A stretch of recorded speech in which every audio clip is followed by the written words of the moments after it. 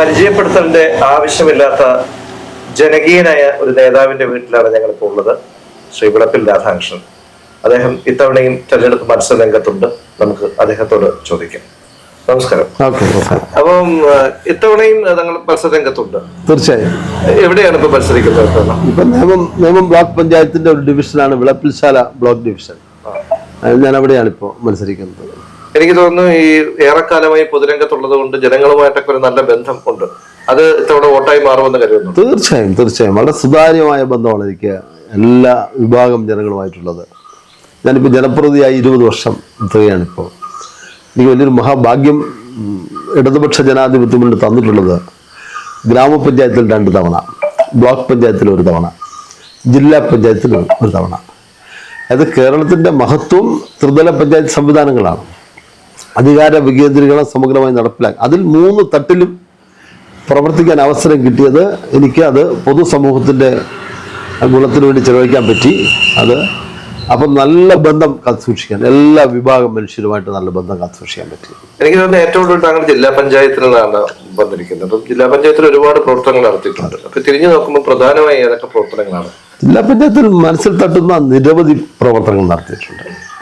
നമുക്ക് തിരുവനന്തപുരം ഊളംപാറയിലെ മാനസികാരോഗ്യ കേന്ദ്രം ഹൃദയഭേദകമാണ് അവിടുത്തെ കാഴ്ച. അന്തേവാസികളെ ഉൾക്കൊള്ളാൻ കഴിയാത്ത നില. അവിടെ അസുഖം ഭാഗികമായി ഭേദമാവുന്ന, പൂർണ്ണമായി ഭേദമാകുന്ന രോഗികളെ ഏറ്റെടുക്കാൻ ബന്ധുക്കൾ തയ്യാറാകാറില്ല. മക്കൾ ഉപേക്ഷിക്കാൻ ഒരു മാർഗവുമില്ല അവരെ സംരക്ഷിക്കാൻ. സഖാവ് അനൂർ നാഗപ്പൻ ജില്ലാ പഞ്ചായത്ത് പ്രസിഡന്റായിരിക്കുമ്പോൾ ബഹുമാനപ്പെട്ട സുപ്രീം കോടതിയുടെ ഒരു പരാമർശത്തെ തുടർന്ന് ആരംഭിച്ചതാണ് ഒരു കെയർ ഹോം ഇവരെ പുനരധിവസിപ്പിക്കാൻ. അതങ്ങനെ നിശബ്ദമായി പോയിക്കൊണ്ടിരിക്കുകയായിരുന്നു. വെഞ്ഞാറമൂടിലാണ് ശ്രദ്ധ കെയർ ഹോം. ഞാൻ ജില്ലാ പഞ്ചായത്തിൻ്റെ ജനപ്രതിനിധിയായി ചെല്ലുമ്പോൾ ക്ഷേമകാര്യ സ്റ്റാൻഡിംഗ് കമ്മിറ്റിയുടെ ചെയർമാനാണ്. എൻ്റെ കമ്മിറ്റിയുടെ പരിധിയിലാണ് എൻ്റെ പ്രവർത്തനം. അതിൻ്റെ പ്രവർത്തനം സമഗ്രമാക്കി മാതൃകാപരമാക്കി ഭാരതത്തിലെ, ഞാൻ അഭിമാനത്തോടെ പറയും, ഭാരതത്തിൽ ഇതിൻ്റെ കേന്ദ്രമില്ല. ആർക്കും പോയി പരിശോധിക്കാം. ഇപ്പം നിരവധി ആളുകൾ വരുന്നുണ്ട് ഇവിടെ കേട്ടിട്ട്. അന്തേവാസികളെ കൊണ്ടുവന്നു. അവരെ അടച്ചിട്ട് ഭക്ഷണം കൊടുക്കുന്ന രീതി ആകെ മാറ്റി. 2 ഏക്കർ സ്ഥലം സ്വന്തമായിട്ടുണ്ടായിരുന്നു. പൂർണ്ണമായി കൃഷി തുടങ്ങി. മത്സ്യകൃഷി, ആടുമാടുകളെ വളർത്തി, താറാവ്, പച്ചക്കറി കൃഷി. മുമ്പ് ഭക്ഷണത്തിന് ജില്ലാ പഞ്ചായത്ത് ഫണ്ട് അങ്ങോട്ട് ചെലവഴിച്ചുകൊണ്ടിരുന്നു. ഇപ്പോൾ അവർക്ക് സമൃദ്ധമായ ജൈവ സമൃദ്ധിയുള്ള മായം ചേർക്കാത്ത ഭക്ഷണത്തിലുള്ള വസ്തുക്കളെല്ലാം അവിടെ ഉണ്ടാക്കുന്നു. അവർ ഭക്ഷിച്ചതിന് ശേഷം മിച്ചോടെ വിൽക്കും. നമ്മൾ 4-4.5 ലക്ഷം രൂപയ്ക്കാണ് പ്രതിവർഷം വിൽക്കുന്നത്. ഇപ്പോൾ ബാക്ക് ടു ഹോം എന്നൊരു പദ്ധതി തുടങ്ങി. ഈ ഫാം തെറാപ്പിയാണിത്. ഇത് കൃഷിയിലൊക്കെ അവർ ഏർപ്പെടുമ്പോൾ ഫാം തെറാപ്പി എന്ന് പറയുന്നത് ശാസ്ത്രീയമായി.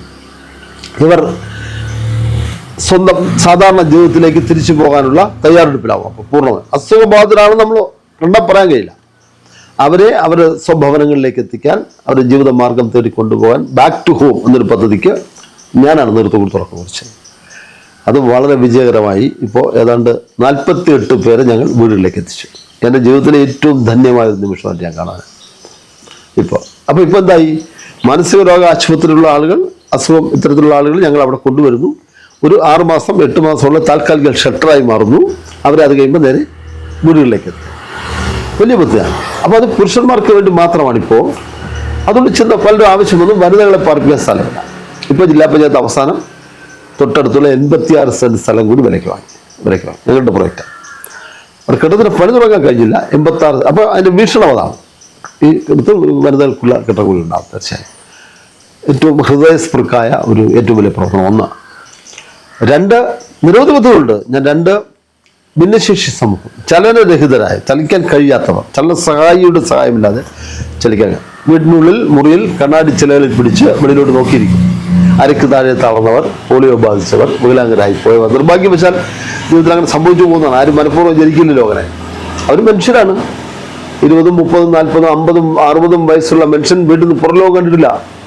പരാശ്രയമില്ലാതെ സഞ്ചരിക്കാൻ കഴിയില്ല അവർക്ക്. അവരെ ആരെങ്കിലും ബന്ധുക്കളോ സുഹൃത്തുക്കളോ കാറിലോ മറ്റു വാഹനങ്ങളിലോ പുറത്ത് കൊണ്ടുപോയാലേ അവർക്ക് പുറത്തു പോകാൻ കഴിയും. സൂര്യപ്രകാശം കാണാൻ കഴിയില്ല അവർക്ക്. അവരുടെ നിരന്തരമായ ആവശ്യമാണ് അവർക്ക് ചലന സഹായി വേണം. 1.25 ലക്ഷം രൂപ വിലയാണ്. ഞങ്ങൾ ഏതാണ്ട് 400 പേർക്ക് കൊടുക്കാം. 400 പേർ ട്രൈസ്കൂട്ടർ ചലന സഹായ വിതരണം ഇല്ല.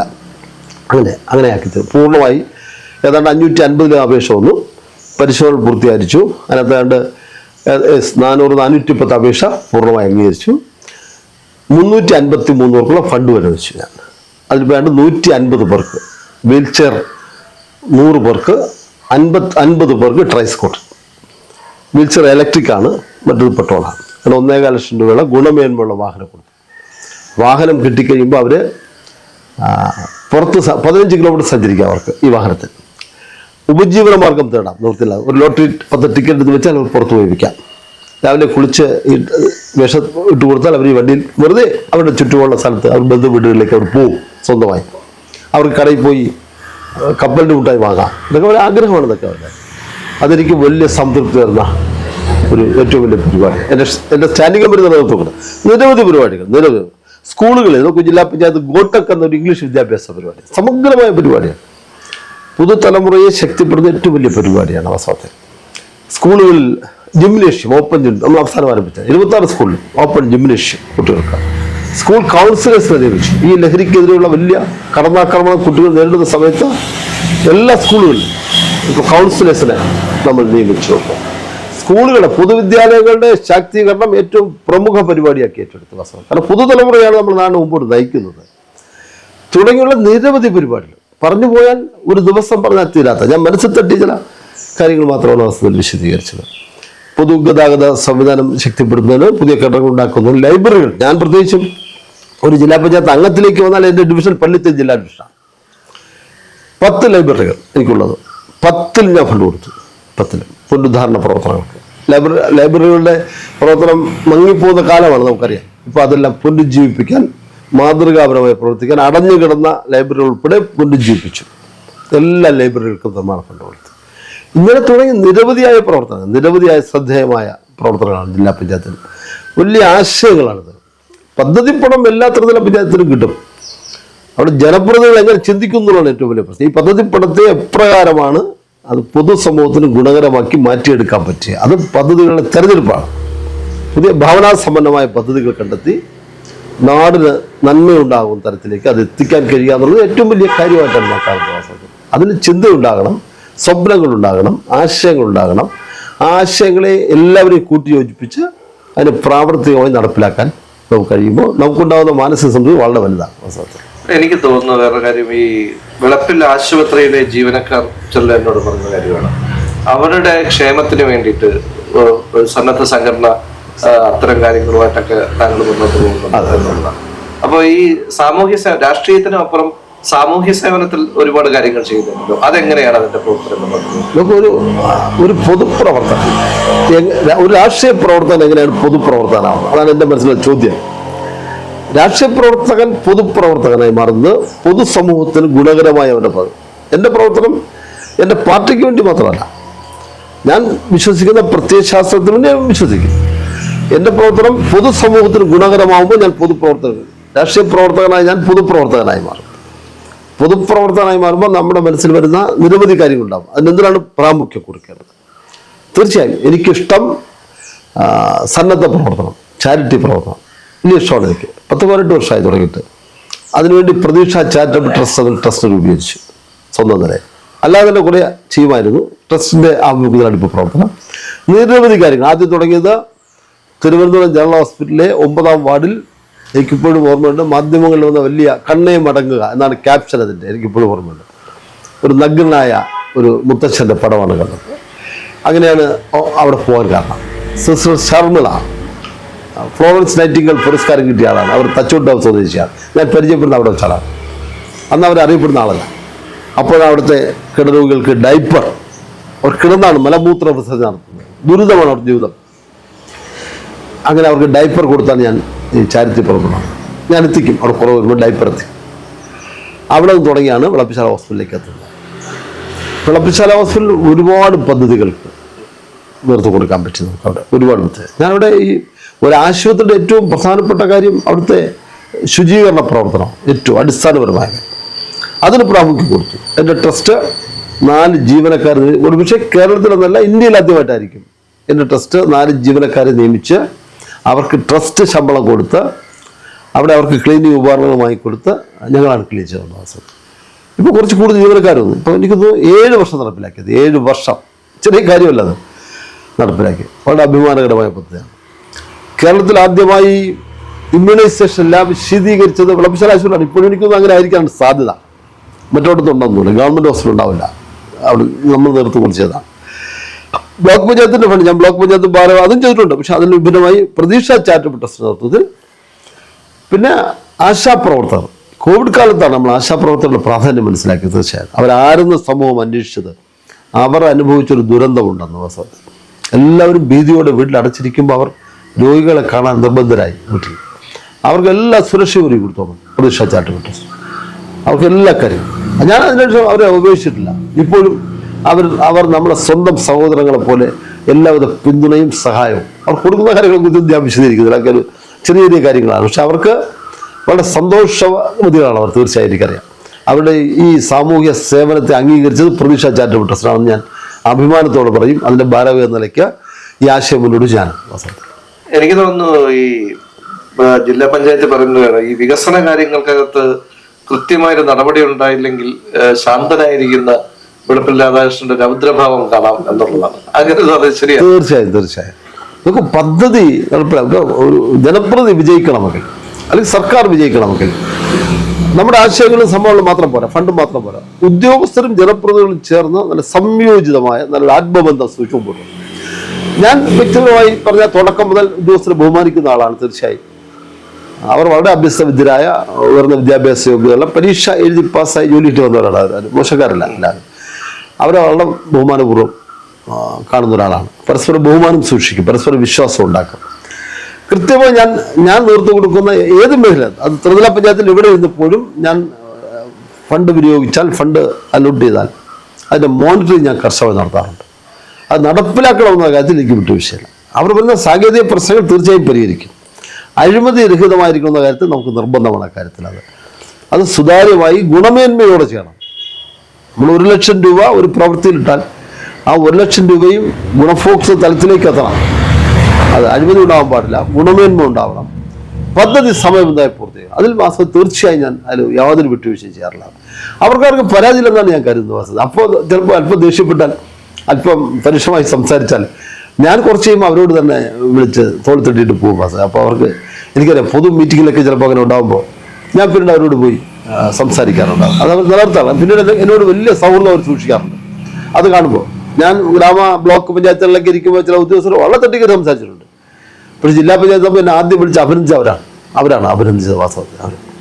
ഞങ്ങൾക്ക് ഇഷ്ടമാണ് ഇദ്ദേഹത്തിൻ്റെ കൂടെ ജോലിയാണ്, ജനപ്രതിയായിരിക്കും എന്ന് പറയും. അപ്പോൾ അത് അങ്ങനെ ആർക്കും വലിയ പരാതി ഉണ്ടാകും. അതിന് ശക്തമായ ഇടപെടൽ ഞാൻ നടത്താറുണ്ട്. തീർച്ചയായും ഇപ്പോ ഈ വിളപ്പിശാല ബ്ലോക്ക് ഡിവിഷനിലേക്കാണ് എന്താണ് അവിടുത്തെ ഒരു വോട്ടർമാരുടെ ഒരു സ്ഥിതിയും എന്താണ് അവരെ കുറിച്ചൊരു എന്താണ് മനസ്സിലാക്കുന്നത്? ശരിക്കും വോട്ടർമാരെ സംബന്ധിച്ച്, നാട്ടിനെ സംബന്ധിച്ച് ആവശ്യങ്ങൾ ഒരിക്കലും തീരില്ല. ഏതൊരു ആവശ്യത്തിനാണ് പ്രാധാന്യം. നമ്മൾ കുറേ കാര്യങ്ങൾ ചെയ്തിട്ടുണ്ട്. ഒരുപാട് എനിക്ക് ജനപ്രതിയായി ഞാൻ ജില്ലാ പഞ്ചായത്തിൽ അതിന് മുമ്പ് പ്രചരിക്കുമ്പോൾ എടുത്തു പറയത്തക്ക ഒട്ടനവധി കാര്യങ്ങൾ ചെയ്തിട്ടുണ്ട്. പൊതുജനാഭിപ്രായം മാനിച്ചാണ് അതെല്ലാം ആവശ്യമുള്ളതായിരുന്നു. ഇനിയും ആവശ്യമുണ്ടാവും. അപ്പോൾ അവർക്ക് ഒരു കാര്യത്തിൽ ഉറപ്പുണ്ട്, എന്നോട് തുറന്ന് സംസാരിക്കാം. അവർക്ക് എവിടെ വെച്ച്, റോഡിൽ വെച്ച്, ഓഫീസിൽ വെച്ച്, വീട്ടിൽ വന്ന് എന്നോട് അവർക്ക് ഒരു പരിമിതിയില്ലേ. കാരണം അതിന് അവരുടെ രാഷ്ട്രീയം ഞാൻ അന്വേഷിക്കാറില്ല, അവരുടെ ജാതി അന്വേഷിക്കാറില്ല, അവരുടെ സാമ്പത്തിക നില അന്വേഷിക്കാറില്ല. ഞാനിപ്പോൾ എൻ്റെ വീട്ടിലാണ് നിങ്ങളിരിക്കുന്നത്, ഇവിടെ ഇരുന്നാണ് എല്ലാവരോടും സംസാരിക്കുന്നത്. അത് ഡിസ്ട്രിക്ട് കളക്ടർ നാളെ വന്നാലും, RDO വന്നാലും, താലൂക്ക് ഓഫീസർ വന്നാലും, സാധാരണ ഒരു വോട്ടർ വന്നാലും ഇതേ കസലായിരിക്കുന്ന അവസ്ഥ. അത് പലരും എന്നോട് ചോദിച്ചിട്ടുണ്ട്, എന്തുകൊണ്ട് ഓഫീസ് മുറി കിട്ടിയില്ല എന്നോട് ചോദിച്ചിട്ടുണ്ട്. എനിക്കൊരു ഓഫീസ് മുറി കിട്ടാനുള്ള സൗകര്യമൊക്കെ വീട്ടിലുണ്ട് അല്ലേ. അത് സുതാര്യമായിരിക്കും എൻ്റെ ആഗ്രഹം. വസത്ത് അത് ദൂരെ വലിപ്പിച്ചിടും. വനിതകൾ ആരെങ്കിലും വരുമ്പോൾ എൻ്റെ മുറിക്കകത്തിരിക്കാൻ പറയാം വസത്ത്. ബാക്കി ഞാൻ ഇവിടെ നിന്ന് സംസാരിക്കും. വിവിധ തലങ്ങളിലുള്ള പലരും ഇവിടെ വരാറുണ്ട് വസത്ത്. അപ്പോൾ അവർക്കുള്ള ആത്മവിശ്വാസമാണ് എന്നോട് തുറന്ന് പറയാം, അവിടെ ആവശ്യങ്ങൾ പറയാം, കുടുംബപരമായ വിഷയം, വ്യക്തിപരമായ വിഷയം എല്ലാവരോടും പറയാം വസത്ത്. അതിന് അവർക്കൊപ്പം ഒരു കുടുംബാംഗത്തെ പോലെ ഞാൻ നിൽക്കുമെന്ന് പറഞ്ഞ നല്ല ഉറപ്പാണ്. അതാണ് എന്നിലുള്ള ഒരു പ്രതീക്ഷ അവർക്ക് വാസ്തവത്തിൽ. അപ്പം ഭാവിയിലേക്ക് പോകുമ്പോൾ അവർക്കറിയാം ഒരു ജനപ്രതി എങ്ങനെ ആവണം എന്നുള്ളതിനെ സംബന്ധിച്ച് അവർ എന്നെ തള്ളിക്കളയില്ലാന്നാണ് എൻ്റെ തീർച്ചയായും വിശ്വാസം, ഉറപ്പ് എനിക്കറിയാം. ഇനിയിപ്പോ നമ്മളൊരു വിജയിച്ചേക്ക് വരികയാണെങ്കിൽ ഈ ഡിവിഷനിലേക്ക് ആദ്യം പ്രാധാന്യം കൊടുത്ത് ചെയ്യാൻ ഉദ്ദേശിക്കുന്ന കാര്യം, ആദ്യത്തെ കാര്യം മറ്റൊന്നുമില്ല. ഒന്ന്, വിളപ്പിൽശാല സാമൂഹിക ആരോഗ്യ കേന്ദ്രത്തിൻ്റെ പ്രവർത്തനം മെച്ചപ്പെടുത്തുക. കുറേ പരിമിതികൾ ഇപ്പോഴുണ്ട്. ആവശ്യത്തിന് സ്റ്റാഫില്ല, ഡോക്ടർമാരില്ല, നഴ്സില്ല, ഒരുപാട് പ്രശ്നമുണ്ട്. മറ്റൊരുപാട് സൗകര്യങ്ങൾ ഒരുക്കേണ്ടത്. ഇപ്പം കാട്ടാക്കടയിലെ താലൂക്ക് ഹോസ്പിറ്റൽ മലങ്കിലേക്ക് പോയപ്പോൾ ഇതിന് കുറേ പ്രശ്നങ്ങളുണ്ട്. ഇപ്പോൾ ആദ്യത്തെ പരിണതരം ആയിരക്കണക്കിന് ആളുകളാണ് ഇവിടെ എത്തുന്നത് ഇപ്പോൾ വാസ്തവത്തിൽ. പാവം അതിന് സാമൂഹിക ആരോഗ്യ കേന്ദ്രമായി അത് പേരിൽ മാത്രമേ ഉള്ളൂ ഇപ്പോൾ സാമൂഹിക ആരോഗ്യ കേന്ദ്രം. മറ്റ് ഭൗതിക സാഹചര്യങ്ങളൊന്നുമില്ല. സത്യമാണത്. നിരവധി പരിപാടിയാണ്. രാത്രിയൊക്കെ ആളിൽ പോയിട്ട് ഡോക്ടർ എന്നെ വിളിക്കാറുണ്ട് പലരും അവിടുത്തെ അവസ്ഥയെക്കുറിച്ച്. കഴിഞ്ഞിട്ടും ഞാൻ ജില്ലാ പഞ്ചായത്ത് അംഗമാണ്. അപ്പോൾ ഈ കാര്യമായി അതിലേക്ക് ശ്രദ്ധിക്കാൻ കഴിഞ്ഞത് എൻ്റെ അധികാര പരിധിയിലല്ല, ബ്ലോക്ക് പഞ്ചായത്തിൻ്റെ അധികാരം. ആ ഒരു ആത്മസംതൃപ്തി എനിക്കുണ്ട്. ഇപ്പോൾ അതിനും 5 വർഷം ഞാൻ ബ്ലോക്ക് പഞ്ചായത്ത് ഇരിക്കുമ്പോൾ നിരവധി ഇടപെടലുകൾ സന്നദ്ധ സംഘടനകൾ വഴിയൊക്കെ നടത്തിയിട്ടുണ്ട് ഞാൻ അവിടെ. അത് മെച്ചപ്പെട്ട പ്രവർത്തനം ഉണ്ടായിരുന്നു. ഇപ്പോൾ അതല്ല, വീടും താണുപോയി. ആ സാമൂഹിക ആരോഗ്യ കേന്ദ്രത്തെ പൂർണ്ണതോതിൽ ഗവൺമെന്റിന്റെ എല്ലാ പിന്തുണയോടെയും MLA പിന്തുണയോടെ ത്രിതല പഞ്ചായത്ത് സംവിധാനത്തിന് ബ്ലോക്ക് പഞ്ചായത്ത് നേതൃത്വം കൊടുക്കും. ബ്ലോക്ക് പഞ്ചായത്തിലാണ് ഞാൻ. എനിക്ക് ബ്ലോക്ക് പഞ്ചായത്ത് പറയുമ്പോൾ ആദ്യം വന്നതാണ് സാമൂഹിക ആരോഗ്യ കേന്ദ്രത്തെ മെച്ചപ്പെടുത്തുക എന്നുള്ളതാണ്. 2 ശാസ്താംബാർ ഞങ്ങളെ കൂടി തുടങ്ങി വെച്ചാൽ ഇപ്പോൾ അതൊരു ഇന്ത്യയിലെ തന്നെ അറിയപ്പെടുന്ന ഒരു കേന്ദ്രമായി മാറുന്നു. അപ്പോൾ ടൂറിസം ഭൂപടത്തിൽ അടയാളപ്പെടുത്താൻ പറ്റി ഞങ്ങൾ എൻ്റെ കാലത്താണ്. ഹൈഡൽ ടൂറിസം പദ്ധതി നടപ്പാക്കാൻ തീർച്ചയായും ഹൈഡൽ ടൂറിസം ഉണ്ട്. അഡ്വഞ്ചറസ് സ്പോർട്സ് ഇൻസ്റ്റിറ്റ്യൂട്ട് അതിനോട് ചേർന്ന് വരുന്നുണ്ട്. അത്തരം കാര്യങ്ങൾ വിളപ്പിച്ചുള്ള ബ്ലോക്ക് ഡിവിഷനിലുള്ള കാര്യങ്ങൾ മാത്രം. ഏറ്റവും പ്രധാനം സാമൂഹിക ആരോഗ്യ കേന്ദ്രം, 2 ശാസ്താംപാറയും അഡ്വഞ്ചറസ് സ്പോർട്സ് MLA തുടങ്ങി വെച്ച പദ്ധതിയാണ് ഇത്. അതിനെ പൂർണ്ണ തോതിൽ വളർത്തുകയാണ്. സാമൂഹിക ആരോഗ്യ കേന്ദ്രം ഓരോ മനുഷ്യന്റെയും ജീവവായുവായി മാറും എന്ന കാര്യത്തിൽ യാതൊരു അതിനനുസൃതമായ എല്ലാ ഇടപെടലും നടത്തും. തീർച്ചയായും. അപ്പൊ നമ്മള് ശ്രീ വിളപ്പിൽ രാധാകൃഷ്ണനുമായിട്ടാണ് നമ്മൾ ഇത്ര നേരം സംസാരിച്ചത്. അത് ഒരുപാട് ആശയങ്ങളുള്ള, പൊതുസമൂഹത്തിലെ എല്ലാ കാര്യങ്ങളിലും സജീവമായി ഇടപെടുന്ന ഒരു വ്യക്തി കൂടിയാണ് അദ്ദേഹം. എന്തായാലും അദ്ദേഹം മത്സരരംഗത്തേക്ക് വന്നതോടെ ശക്തമായ പോരാട്ടം തന്നെ ഇവിടെ ഉണ്ടാകുമെന്ന് ഉറപ്പായിട്ടുണ്ട്.